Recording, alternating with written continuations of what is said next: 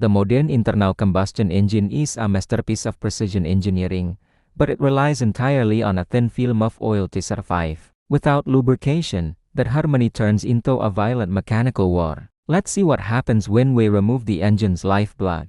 The first sign of trouble is the oil pressure warning light.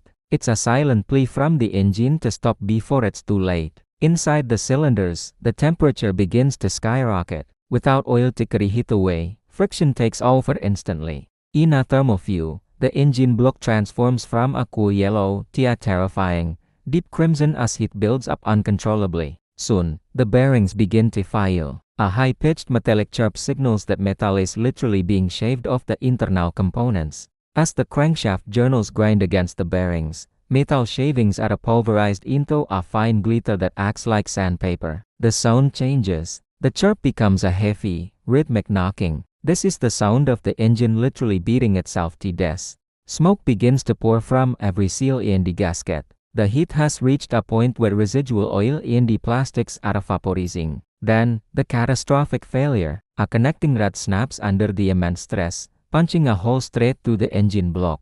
The engine seizes instantly. The components are fused together by heat and friction, turning the car into a multi-ton paperweight. In the teardown, the damage is undeniable. The pistons are welded to the cylinder walls, and the crankshaft is scorched a deep, bruised blue. Look at the difference. On one side, a healthy, oiled component. On the other, the mangled remains of a dry run failure. The lesson is simple: don't ignore maintenance. A few minutes for an oil change can save you the entire life of your vehicle.